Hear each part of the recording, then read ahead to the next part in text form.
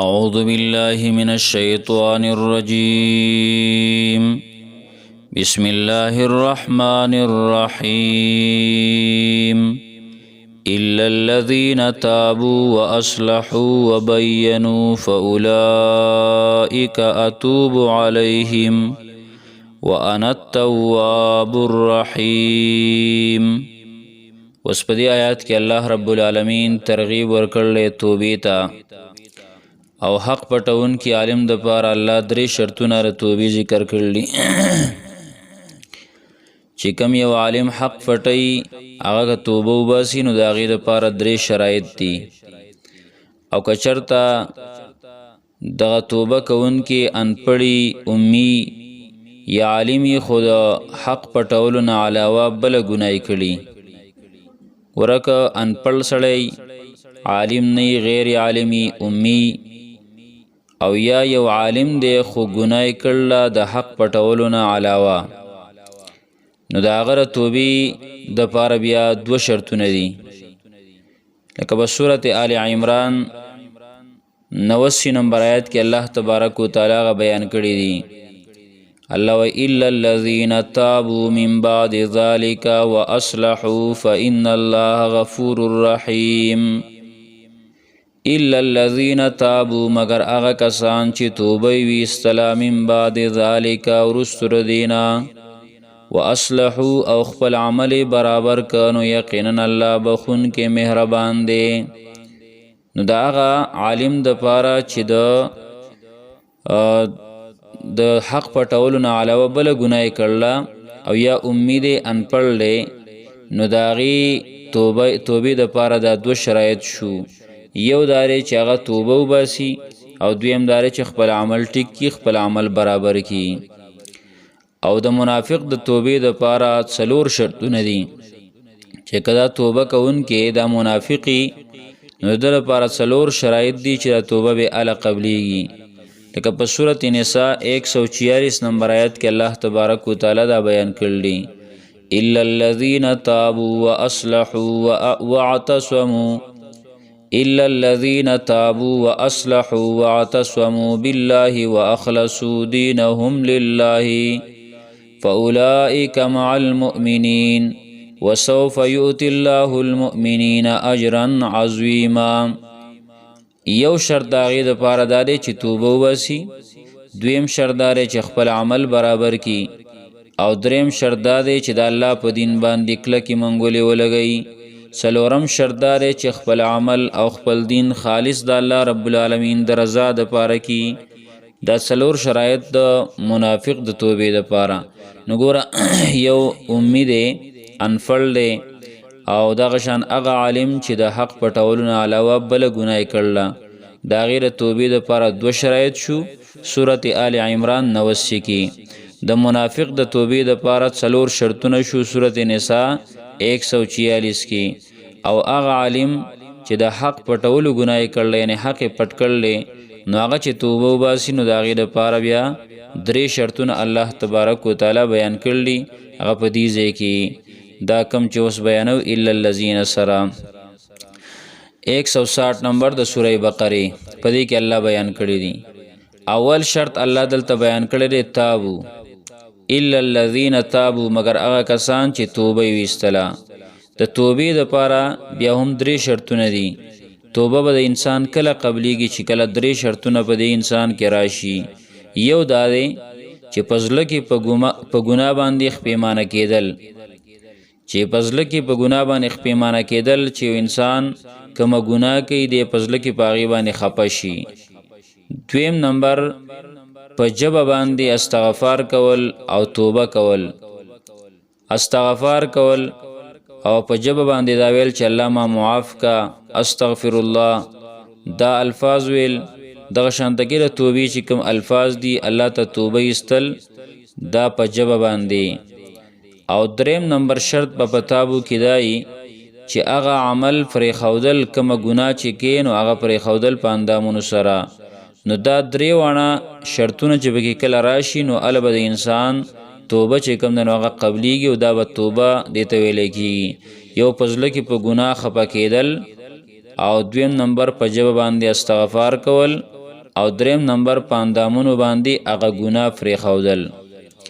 دویم شرط د عالم د توبې دپاره دا دی و اصلحو، یعنی خپل اعمال هغه د فساد نه بچ کول، په تابعدارۍ د الله او د پیغمبر سره عملونه کول، د الله او د پیغمبر په تابعدارۍ کې عملونه کول او کارونه کول.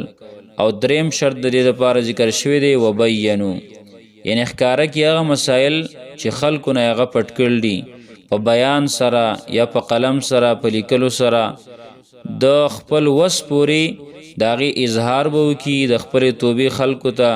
دې لپاره چې کوم عوام خلک دي د دې ګناه په وجه باندې د ده سره د ده تابعداري خلکو کوله نو چې هغې هم توبه وباسي.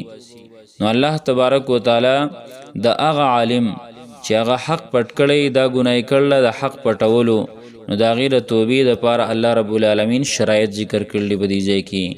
نو الله وایي الا الذین، مگر هغه کسان تابو چې توبه یې ویستله و اصلحو او خپل عمل برابر که، خپل عمل سم که، وبینو او بیان کو حق، کم حق چې پټ کړی نو هغه بیان که.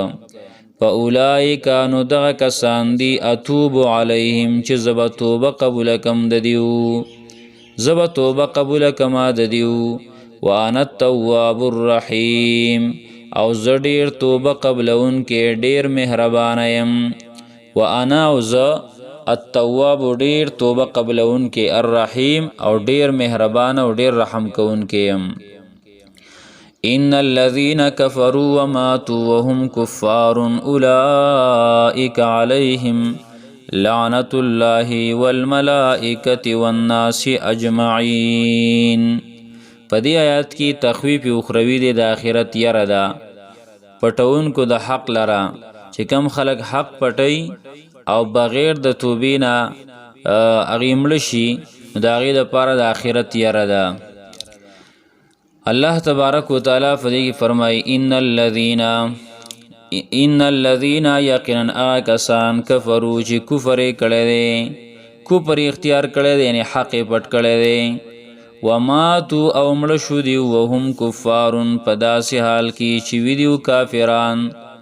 اولئک، دغه کسان علیهم لعنت الله، په دیو باندې به لعنت د الله تعالی، والملائکتی او د ملائکو، والناس اجمعین او د ټولو خلکو، د ټولو انسانانو لعنت به پی. نن چې د ده لپاره په دنیا کې د ده خبره منونکي دي او د ده تابعدار دي او د ده زنده‌باد چغې وي، نو سبا له به هغې پې هم لعنت وایي. قرآن کریم کې نورو ځایونو کې به راشي چې دغه خپل خلک دیو به هم پې لعنت وایي او خیرې به ورته کوي. خالدین فیها، همیشتن بیدیو په دې لعنت کی او په دې جهنم کی. لا یخفف عنهم العذاب، لا یخفف سپک به نه کړلی شي عنهم د دیونا العذاب عذاب، ولا هم ینظرون او نه به دیو لره مهلت ورکولی شي، نه به دیو لره دې مهلت ورکولی شي، نه به تې عذاب سپک شي. او د سپکاوي چې کمې طریقې دي یعنی نه به پکې چوټي راځي او دغه شانته کې نه به د دیو نه هغه کم عذاب چې الله مقرر کړلی هغه به کمیږي نه، سپک به نشي د دیو نه عذاب، کم به نشي د دیو نه عذاب او نه به دیو له مهلت ورکولی شي. وإلهکم اله واحد، دا اوس لسمه خبره د دې رکوع اخرنۍ چې هغه د دعوه توحید، مسله توحید، دا ټول کارونه کیږي د دې لپاره مسله توحید دپاره. او دغه شان دا لعنت مستحق چې دا خلک ګرځېدل دي نو دا مسله یې پټه کړله چې وإلهکم اله واحد، د الله رب العالمین د وحدانیت کلمه، د الله د یووالي کلمه دا یې پټه کړله د خلکو نه. وإلهکم او معبود ستاسو، یا وإلهکم حقدار د بندګۍ ستاسو، اله واحد حقدار د بندګۍ یک یو دی. لا اله نشته بل حقدار د بندګۍ الا هو مگر دغه الله دی. الرحمن ډیر زیات مهربان دی، الرحیم او ډیر رحم کوونکی دی. یا الرحمن عام مهربان دی، الرحیم او خاص مهربان دی. نو دا هغه کلمه ده د الله رب العالمین د وحدانیت د الله د یووالي دیو جن داس قسمه آیاتونه و الهکم اله واحد لا اله الا هو الرحمن الرحیم او د نور آیاتونه چې کوم کې د الله توحید بیان شوی دی، آیت الکرسی او دغه شاندکی قل اللهم مالک الملک تؤتی الملک من تشاء د الله بڑایو د الله وحدانیت پکې بیان شوی. دا په خپل دعاګانو کې شامل اول د خپل دعا چې شروع کې د دعا په آدابو کې دا چې د الله صفاتونه کول، د الله صفات ویل او په نبی علیہ الصلوۃ والسلام باندې درود ویل، هغه دعا الله بهترینه قبلی او خیر قبلی. و الهکم او حقدار د بندګۍ استاسو اله واحد، حقدار د بندګۍ یک یو دی، لا اله الا هو الرحمن الرحیم، نشتره بل حقدار د بندګۍ مگر د الله دی چې عام مهربان او خاص مهربان دی. ترجمه دوباره وورئ. الا الذين مگر اغا کسان تابو چې توبه ویستلا و اصلحوا او خپل عمل برابر کا و بینو او بیان کو حق لرا فاولئک نو دغه کسان اتوب علیهم زبتوب قبول کم ددیو وانا التواب الرحیم او زډیر توبه قبل انکه ډیر مهربان او رحم کوونکې ما.